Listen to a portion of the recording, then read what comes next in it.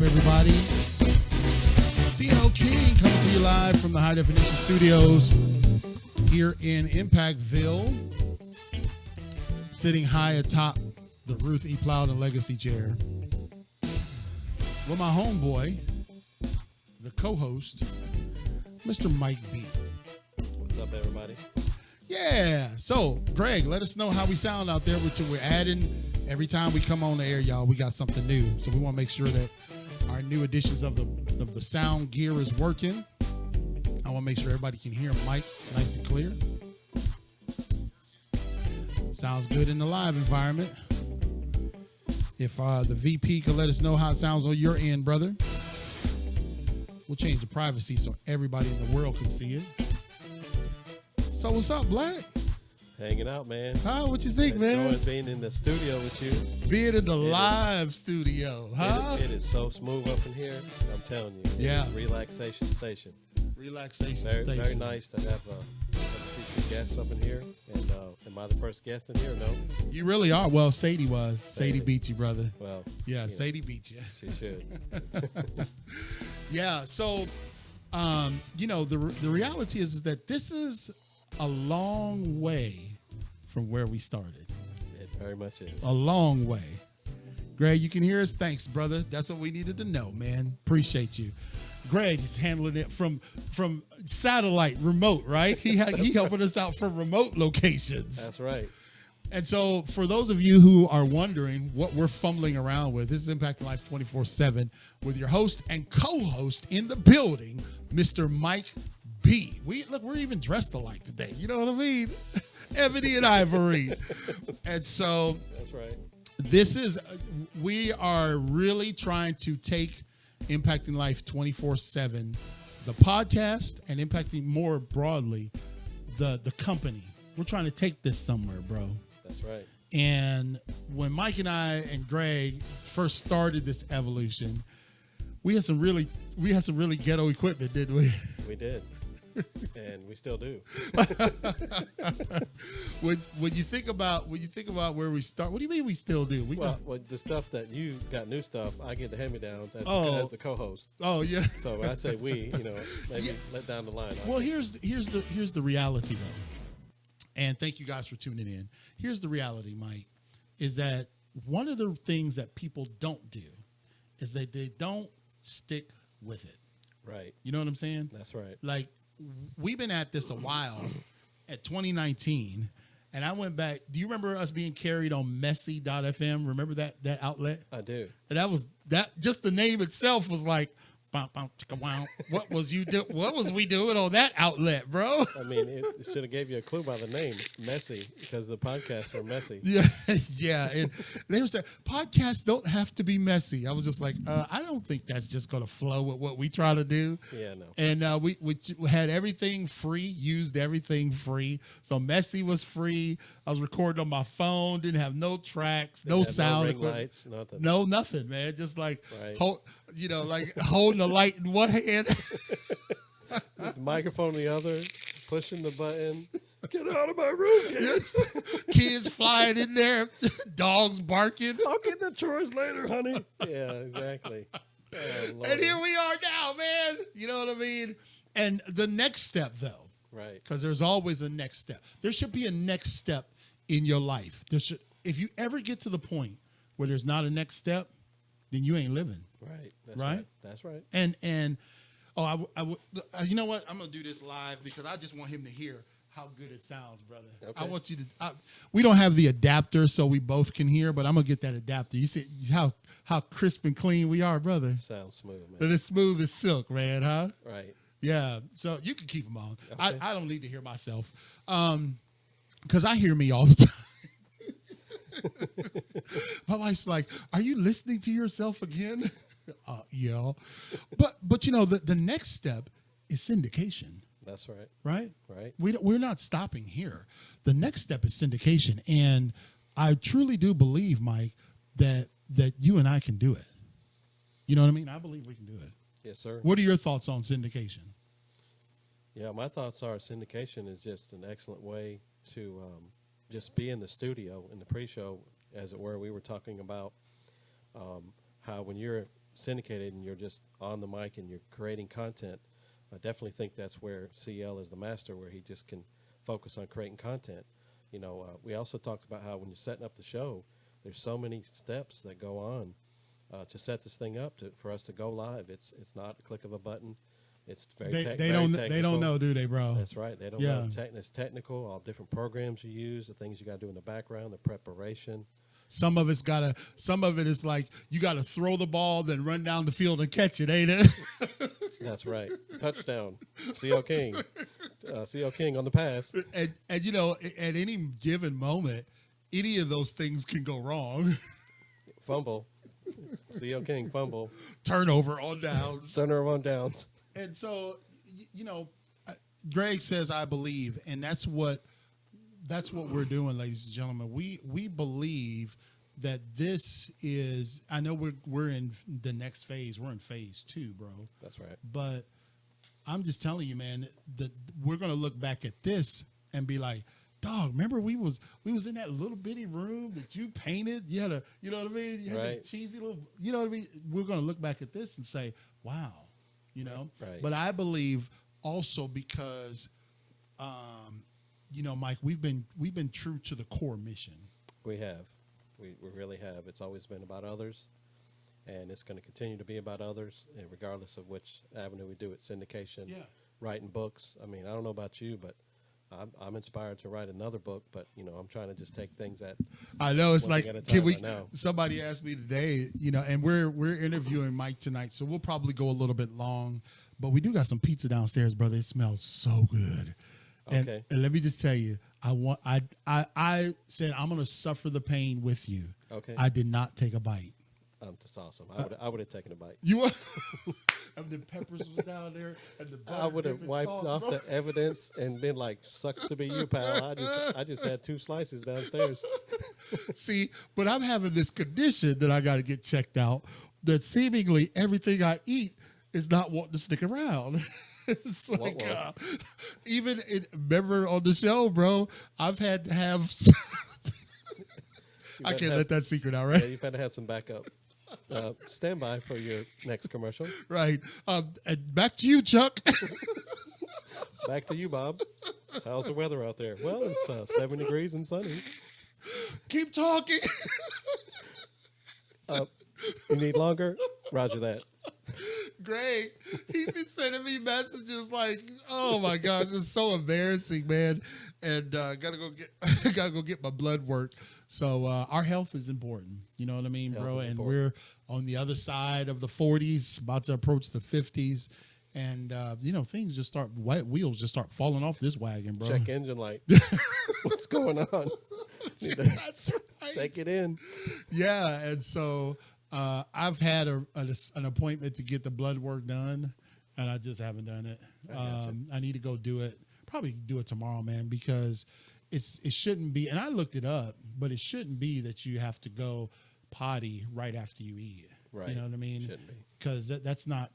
It's a syndrome, and so I just need to get it taken care of, man. I got you. Because I would like to have a show where I can eat during the show. That's right. We should be eating pizza now, in fact. But I was doing that early on in the show, early on in the history of Impacting Life. I was sneaking bites of food. That was so ghetto, man. So here we are. IBS, maybe. I'm hearing about that, Greg, that may be the case. But here we are at Impacting Life 24/7, new and improved studios. My first official guest, of course, my granddaughter, Sadie, we brought her up here as a guest. But we wanted to have our next official guest as our co-host, someone who has been my friend for 20 plus years, and a guy who is a man of integrity, someone who believes in the vision. He prods me and makes me think outside of my crazy thinking sometimes. He's like the yin and the yang, you know what I mean? He's like the Zen, because sometimes I'm just like all over the place, and he helps me to be centered and like reevaluate things. Like for our company, for example, he's writing all the directives, all of the job guides, the job aids. You know what I mean? He's doing that for us, and we're serious about this. We had a business meeting the other day, and we talked money, didn't we? Sure did. We talked who gonna get what, how it's gonna be dispersed, and we're putting that in writing. So because we know that the devil's crafty, brother. He's crafty, right? He sure is. And the last thing we want is, oh yes, I hit Audacity. Thank goodness, Black. The last thing we want is, because people go into business and then the food start tasting different at the table. Right. Right. Right. We're clear on what we're doing Right. and how it's dispersed, and if it deviates, we just will close it down if we can't navigate through it. Right. But I'm with three gentlemen. It's us three amigos. Right. That we have Greg, the VP, who's been with me since day one, and Mike and I was asking, like, why weren't you? Why, you know what I mean? There was so many things, but I mean, all the times that you traveled. Yeah. I wish I could have been there. But you know what though? I believe our friendship wasn't seasonal, right? Right. But maybe God needed me to get some things set, me and Greg to get some things set, because you're more analytical.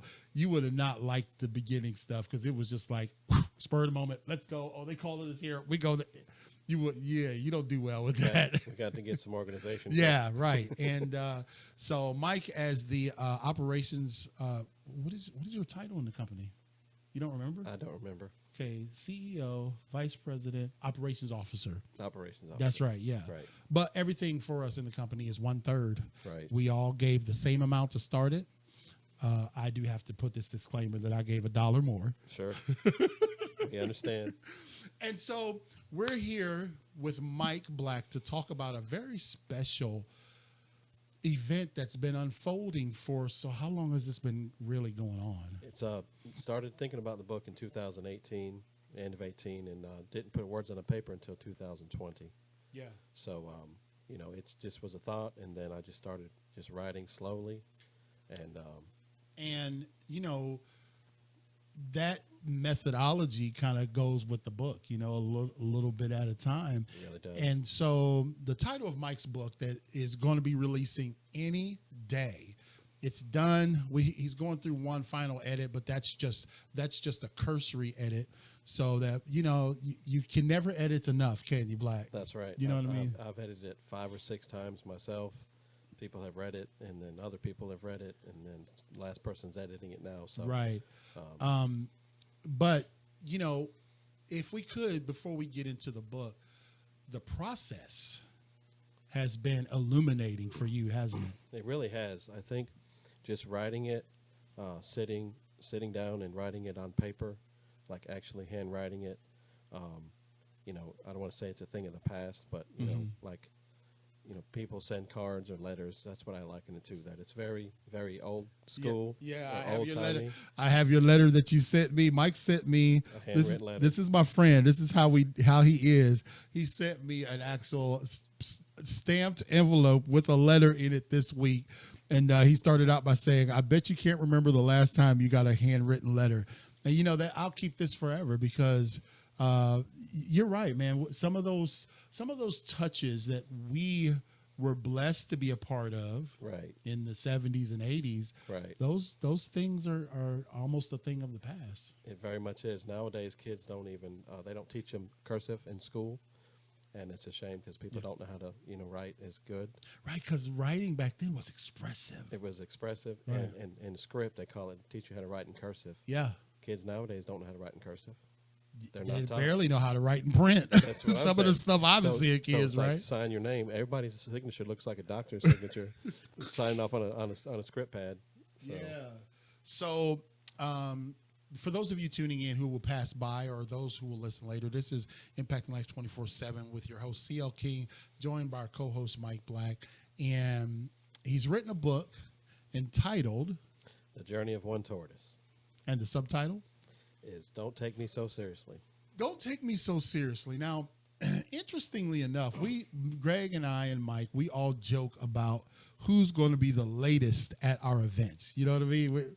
And I said, okay, Mike, I want you to come over today at 5:45, right? Because I was having some stuff. I got behind with the interview with Sadie, Right. and I needed to give myself a buffer. Well, who shows up at 5:30 the tortoise, the guy who never shows up early.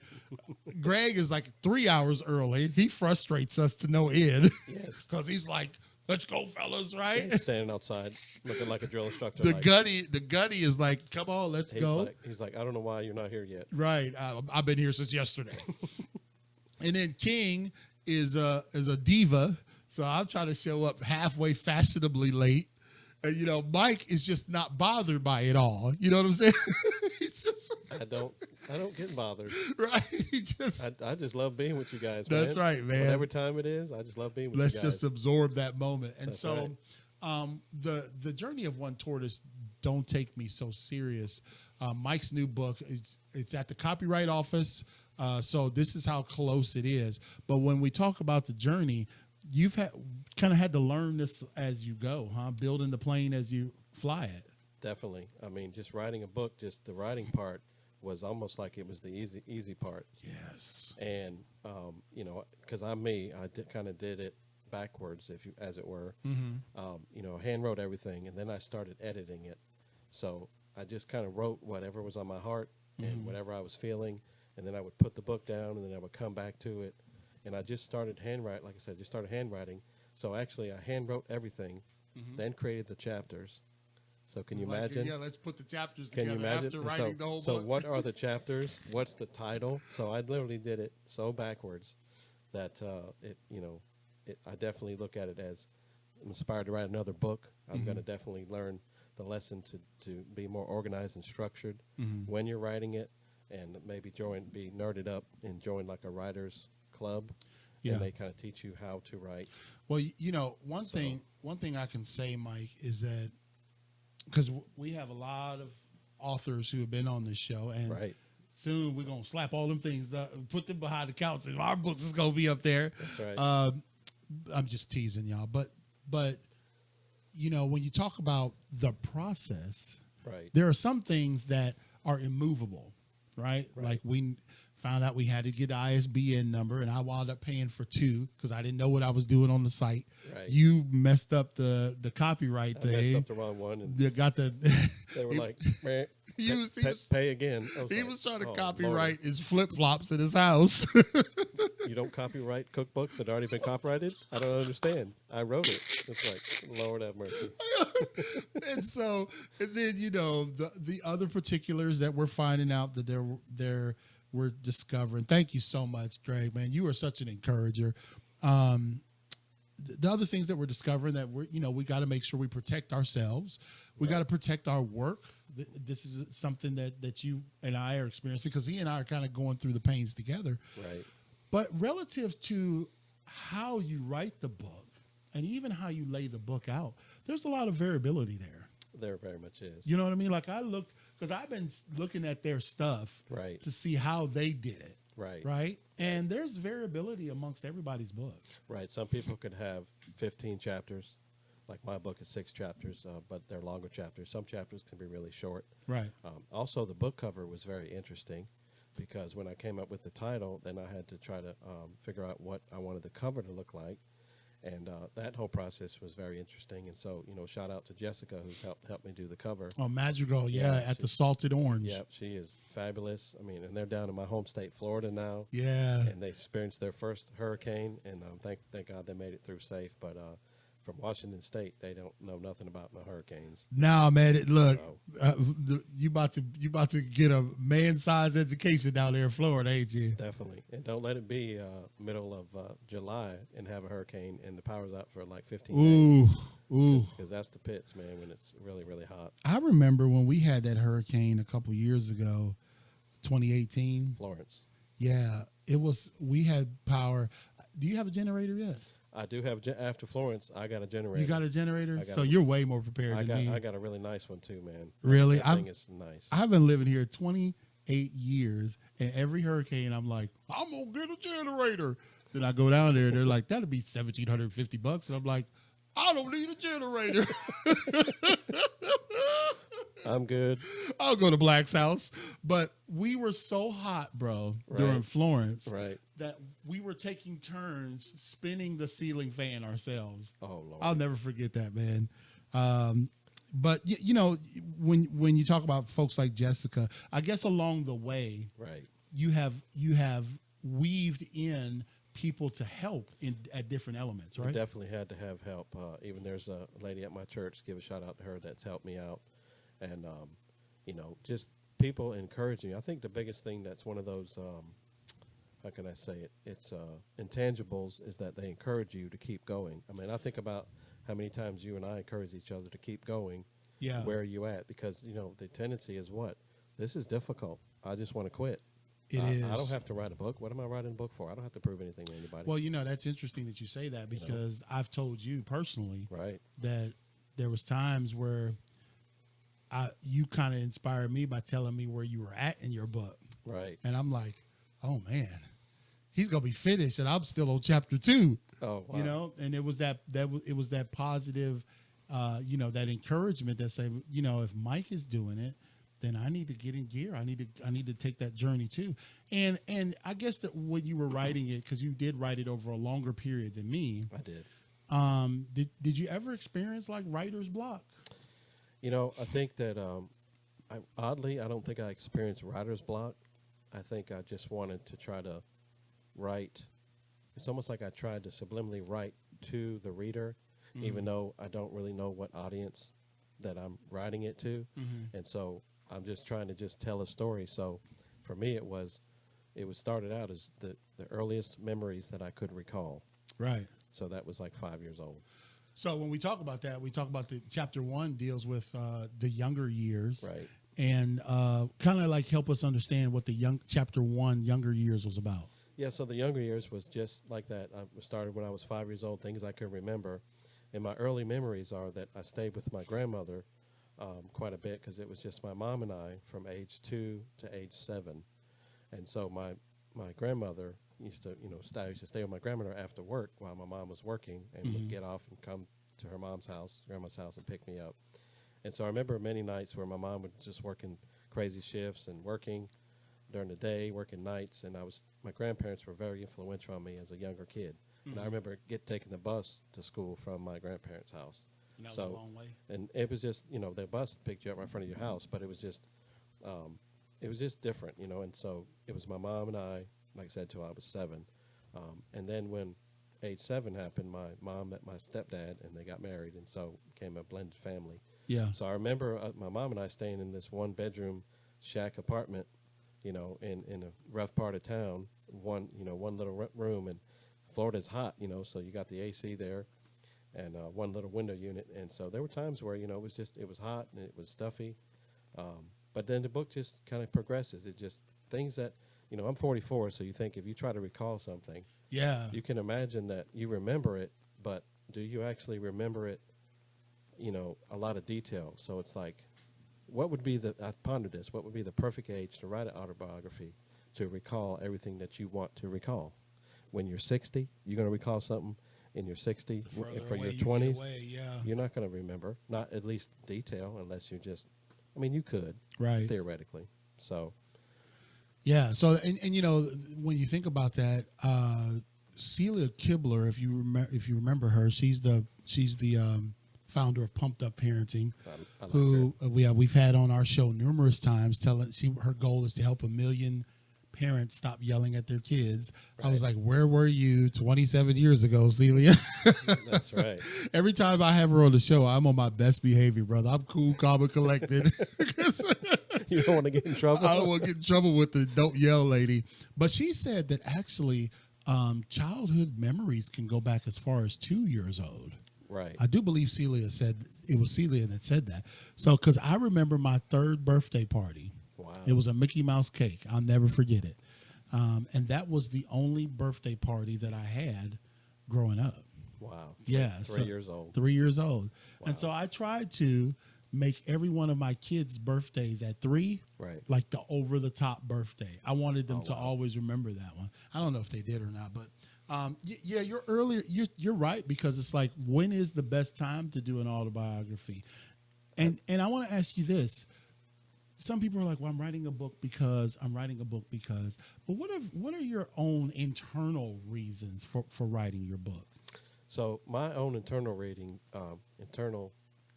feelings on writing a book is I just saw other people writing books, and I just kind of got inspired from them, and then I thought, wow, I'm just going to give it a try. Right. And I'm such a nerd that I bought a book on how to write a book, and it actually listed 10 reasons why you should write a book. Okay. And so a couple things that I remember was maybe you just want to try writing a book, see Right. if you can do it, a sense of accomplishment, Yeah. that you actually, completed it. And the goal has never been to make money. That's never actually been a goal. If people buy my book, I'm going to be thrilled, thankful, humble. So it's never been about money, and it's like even when you and I were talking, like, how much are you going to sell our book for? We're like, I don't know. What's a good price to sell it for, Right. So it's just more of the enjoyment of reading, my story. And then I think it just builds that confidence to be able to get inspired and write another one. So, my reasons for writing it might have changed. I know I felt your book was a lot different, obviously, that it was somewhat therapeutic Yeah. in a sense to where I just started being the realization of how really blessed I am. So let's say I scroll off and complain about something. Yeah. Really? Do I have anything to complain about? Right, man. It's kind of like a check yourself type of deal. Been a whole lot harder for a whole lot less. That's ain't what it? I'm saying. Yeah, People man. that have grown up in worse conditions, so it just really smacked me is with humility that, Yeah. wow, I came from divorce parents, but you know what? I had 4 parents. Right. So You always talk about that too. Right. You always talk about them in a favorable light. One other thing that I would say is that I saw this from a quote somewhere. I think I might have shared it with you. Okay. That it might have been President Lincoln or somebody who said it, that the only way that the dead can affect people from the grave who are yet to be born is to write a book. Wow, that is powerful. That's dope, ain't it? That's very powerful. And I think also because when we think about our legacies with our kids, right? That's one of the my whys is because not knowing my childhood, right, that my kids have only known me in charity. right, You know what I mean? right. And so I wanted to leave something for them that after they done being mad at me because I didn't leave them no money at the funeral. Whoa. Oh, sorry, we spent all of it. Here's 20%. Go sell that house. Go sell the King Ranch. And you better give 10% of that to the church. I wanted them to be able, and I think you do too, relative to your daughter. You got one kid. You got one daughter. One daughter. And let's pray she has some, not right now, but let's pray she has some grandkids for you. Right. But they will be a generation, 2 generations removed from you. Right. You know what I mean? And letting them know that this is something that is in print about your heritage, Right. your lineage. That's a big thing. It is very much a big thing. And you can't put a price on that. No, because it will stand in perpetuity. It will. Forever. I used vicissitudes with some folks the other day, and they thought that was a good word. I like perpetuity as well. Yeah, sound pinky in the air, right? That's right. The second chapter in your book is the basketball love affair. Give us a brief synopsis of that. So basketball love affair is just so special because I've just loved the game of basketball since I was probably 7 or 8 years old. When I moved to my stepdad's house, he had a basketball court in the backyard. Mm-hmm. And this court, the way I describe it in the book, is so special because it's almost like a half court, but there was a moon cut out of the top. Mm-hmm. And I just remember that because it didn't have concrete and it just had dirt. But I had played on it so much that it hardened almost like a hard clay. Okay. And so then it became a half court because that's how much I played on it. Really? And, I used to always have my buddies come over. But, you talk about just being a Florida kid, growing up in that era to where, why are you in the house? Right. Like, I'm tired of You looking ain't at up in this house, right? So you need to get out of this house. Right. It was like, oh, I'm just drinking some water. And then you get back outside. Yeah. So, and don't be running in and out either. Yeah, you got to go to the bathroom. There's woods, and you need to go out there and take care of your business. Right. And you'd be like knocking on the door. I got to go. Yeah.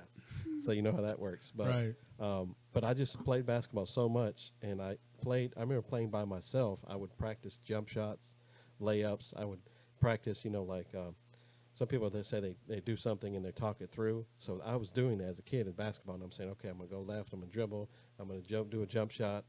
And I just loved the game of basketball. And then as I grew, friends came over from church. We had a lot of church family that came over, and we played. And then if I would go to friend's house, we'd play. If I would go to church, we'd play. They had church leagues. Yeah. I just loved playing basketball. Well, and again, for those of you swinging by, we love our live environment audience. We also appreciate our podcast audience because they are the ones that keep the lights on, brother. They sure do. The many thousands across the country and around the world. I think, 32 countries that download this podcast. You're listening to Impact Life 24/7. You're giving me a chance to chill, so I don't have to carry the load so much. Man, it's good to have somebody in the studio. Right. You can feel the vibe, and I'm thinking about the pizza. I mean, it's just great. But Mike Black is our co-host of Impact Life 24/7. He's also the operations officer and 1/3 majority owner at Impact Life 24/7 LLC. Do y'all know that we are a legitimate company recognized by the LLC, Limited Liability Company? And Mike's been my friend for 20 plus years, and we're talking about his new book that's soon to be released. It's at the Copyright Office now in its final edit, and it's called The Journey of One Tortoise. Don't Take Me So Seriously. Now, the basketball love affair is something that I guess we can parenthetically insert now, how me and your battles on the basketball court went, huh? Yes, definitely. See, I believe the record is 36-2, and your wonderful host here is. I'm not the two, brother. No, you're. I know. No, what I was going to say is he won the 36 times, and I won 2, and 36 were contested. That we should have had a referee out there and keeping track, and probably a nurse and everybody else, because it got a bit physical and abusive. Yes. I remember it was funny because sometimes we'd go out there and Mike would literally beat the shorts off of me, right? Like I couldn't hit the broadside of a barn. Right. And then there was a little season would pass and I'd come back and dust him so bad. Right. So crazy. Right. Now, Greg, who's our VP, he won't declare what I did to him on Thanksgiving Day, one Thanksgiving. I met him out in Newport. Right. I think I even drove to town on purpose. Wow. And he it was so bad, brother. He did not even eat Thanksgiving dinner. He'll have to tell you that story. Wow. But anyway, the third chapter is family and faith. Let's hear about that. Yeah, so family and faith, man, it's just kind of go back to, writing the book and realizing how many memories that I created with, 2 sets of families, Mm-hmm. mom, stepdad and mom, and just to travel, being able to go back and forth, to be with different families. I always felt like I just always fit in and was welcomed by the families, and I just love seeing my family. I loved being around family. And the faith part of it is that, just growing up in church, your extended family is, in church. That is and true. So, whether I was in Alabama one summer, West Virginia, and Florida during the school year, but being exposed to, 2 sets of families. But again, I always felt welcomed. I never felt like I was didn't belong. I always just loved my siblings. I love my family, and it's just looking back, it's like I had such a broad influence, but from different perspectives. Yeah. So 4 different perspectives. My mom's from New York, stepdad's from Florida, my dad's from Alabama, and my stepmom's from Alabama. So, wow. But and my dad was in the military man, so he moved around. But it's just, and my siblings, I just love all my siblings to death. Well, I do admire Black, how you're still close with everybody. Right. You know what I'm saying? Right. And though, your mom and dad didn't work out in a marriage, your relationship has endured all these years. Right. And, faith has had to play a part in that. You know what I mean? Definitely. I can remember, and this is like a funny story, it's in the book, that my stepdad used to drive the church bus, and he would go to the neighborhoods and he would pick up kids for church, But somehow we ended up going to church camp, and of course my stepdad drove the bus and my mom went. And as a kid, you think, oh man, your mom's going to church camp with you? Yeah. But my mom is cool. My stepdad was cool. I never felt like embarrassed by them. But of course we go to church camp, and the preachers are trying to motivate the kids to live for Jesus and Right. keep doing things the right way. And my mom was there, and so all the kids were hugging on my mom, and I'm like, "Get back! That's my mom." Yeah, yeah. It's interesting because, again, thank you guys for tuning in. What's up, brother KT out there in Houston? Yeah, send me another meeting maker so I can get on with you, brother. I don't know what I did with it. Love and appreciate KT out there in Houston. Every month, we're blessed to go to the Craven County Jail. Yes. Every month. That is awesome. And we've been doing it consecutively now for 4 straight months. This will be our 4th month. 4th month. And somebody says, well, what's the end game? And there isn't one, man. We're just trying to be a blessing. And the last event, the last time we went to speak to the residents there, Mr. Black was, not only did he give a portion of the presentation, which he absolutely crushed it, but he also, the ladies in the F block, is it F block? I think so. Oh no, E block. E block. Yeah, they asked him to close it out in prayer. So now we don't go there as a church. Right. We don't go there to push religion or whatever, but how we are in our faith, it shines out. That's right. You know what I mean? It's like, it's not something that you have to put on. It just comes out. Yeah, it's just and it natural. was really amazing that those ladies just overwhelmingly said, because I was done with I was done. I was sweating and screaming and carrying on. Right. And then they said, yeah, have Mr. Black close us out. And I was just like, so the love of God is shining through to these people. That's right. And faith is what, when everything else fails, right. our faith in God is powerful. That's you do it. talk about your time in the Marine Corps and work life. Tell us about that. Yeah, so my time in the Marines was back in the day. Now it's funny I say I've been out of the service now for 26 years. That's crazy, so boy. that means I'm old and crusty. Yeah. But my time in the service was really great. My first duty station was Japan. And so I spent 2 years in Japan and just learned about the Japanese culture, which I absolutely love it. Yeah, and, you love some. Man, this brother, he has me in some of the most austere places, like back alley restaurants. It's like, man, I found this great. And you turned me on to that, what's it? Pho. The pho? Yeah. The soup was good, but the pho I couldn't get with. Yeah, and I appreciate you being a good sport because between you and Camille, I can't get nobody else to go to these dive places with Now, me. I'll do sushi. We do sushi? Sushi is great. I can throw down on some sushi Yeah, now. sushi is awesome, man. So your Marine Corps time, you went overseas. Yeah, went overseas and just loved serving over there, and became a range coach. So a lot of people don't know my past that I'm a range coach, so I know how to shoot. Really? And I taught people how to shoot. You didn't even know that about I did me. not know that. You must not have pre-read my book. Well, I didn't get to that chapter. So, but I just enjoyed that. And I think looking back, too, it's just the love of this country, bro, and just the service is that, we're so blessed to continue, in service and work and whatnot. But it's just, it's a big part of your life. And I just have a lot of cool stories in there. Yeah. That when you buy the book, I think you'll get a good, hearty laugh because I think that don't take me so seriously is that, I've had quite a bit of pranks that I've done that has just been really funny and try not to take things so seriously, Well, one thing that I will say about our military service is I would say for every young person, maybe you'd agree that if they can't find the direction that they want to go, right, that the service is a great place to start. It really is because it just provides discipline. Yeah. It provides structure.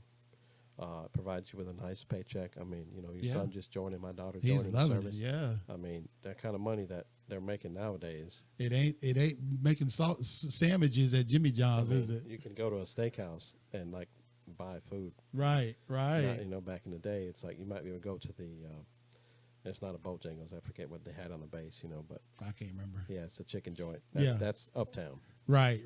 Yeah. Well, and that's what I'm saying. Another thing that I appreciate about the time we went in to the military. See, this is what sometimes people get twisted. Why maybe I don't take up a certain cause or another cause Sure. is because of the time periods that we went in. There wasn't in the squad bay. There was no racial tension. Right. Right. Right. Y'all all black, white, Latino, whatever. Y'all had to drop and give 20 just like everybody else, right? Definitely. And so it forged a different mentality. You know what I'm saying? It did forge a bond. Yeah. And this is a term I heard in the Marine Corps, and it's just kind of funny that you said that. It just popped in my head, but it started saying dark green Marine, light green Marine, stuff like that. Right. But it was just like, that was not offensive. Right. It was just, but like you said, we were all together. Yeah. There was none of this, it's just a different time. And you're right. Serving back in the day, it's different. Yeah. And, imagine, say I had a great uncle, he served in the 50s. Yeah. Imagine how the Marine Corps was for him back in the 50s. Right. I heard that back in the day, they would put a beating on you if you didn't Oh, heck do what yeah. you were supposed to It do. was notorious, man. So, So and then you talk about travel, and we're gonna try to wrap this up. But you talk about travel, and I envy the way you travel, right? Because I think we talked about this at Motion Church. I am a bit extra. You know what I mean? This is like chill mode for me. I'm in neutral right now, but I'm usually a bit extra. And your travels and some of the stuff that you've told me about your travels, I would have had a coronary. Yes. But tell us about that time when you had to take a train somewhere with Olivia, and it was all over the place. So first, no, you can't get a ticket because my wife works for the airlines. But she started working for airlines back in 2007. And we were able to get flights. And so I would just take a flight to California to pick up my daughter. She was stationed with her mom out in Camp Pendleton. And so I would fly, and I would just go standby, as it were. So I would take leave. I would literally save up 2 weeks of leave, and I'd make sure that I had plenty of time. So there was no stress. Don't make the flight. Doesn't matter. I'll go home, try again tomorrow. Right. So I get to California, and, of course, I had flown. I think the route was from New Bern to Charlotte, Charlotte to Phoenix, Phoenix to San Diego. But somehow I had to fly into LAX because it was no more flights to San Diego. But because I checked my bag, I can just take my bag and just get on the flight. So you just go to the counter and say, hey, I'm flying standby. Can I go here? They're like, sure. So when I got to LAX, I had to take a bus from LAX to San Diego. Or no, yeah, it was a bus. Then I picked Olivia up, and we took a train back from San Diego back to LAX to fly back out because there was something weird with that. And like 2 days later, Olivia gets a phone call from her mom, and I'm busting on her, but I always had to tell her because her mom was like spazoid. Yeah, where were you at? And so I'm like, just don't say a lot. Right. I'm doing fine. Yeah. Don't disclose your location. So, of course, Olivia was like, I think I'm going back home to North Carolina with my dad, but we're in San Diego. And it was like 2 days later. And so we had just hung out. We had fun. Moments, huh? I mean, we was in the moment. I mean, I think we went to a festival, but none of it was stress. And then I think also I had to pay for a flight because if you can't make it, sometimes you have to pay for a flight. And my feelings were hurt. I think it was like $1,000, and this was way back in the day. So I had to just straight up, come up with $1,000 to be able to get home because when it works, it works. But there are times where it doesn't, But you're mentioning how I fly. It's just I fly to where I'm not stressed out or anxious. Like I said, if I don't get there, I just don't get there. So I mean, I just don't stress. But I would actually like me and you to fly somewhere. Because believe it or not, my flying routine is a little different. Like I am super anxious about flying, not necessarily about flying, but like I want to be there 7 hours early. You know what I mean? Right. I don't want to even go to check out the rest of the airport. I want to sit right there waiting for the person to show up with the microphone. You know what I mean? I'm like going to be first in line on the plane, and I don't have a chill mode. So I would like to be able to travel with him where he may not even get on the flight. That's the crazy thing. Like it may not work out. And there are times where, no joke, there was like, say, the way they did it back in the day was there was, you were by seniority. So they'd say, you're number 20 on the list. Okay, so I'm like, okay, I'll just stand by. But I was always friendly with the workers there, and they knew they could check the ticket that you're flying, on a family pass. But so there were times where there was like 20 seats ahead of me, and I would make the flight.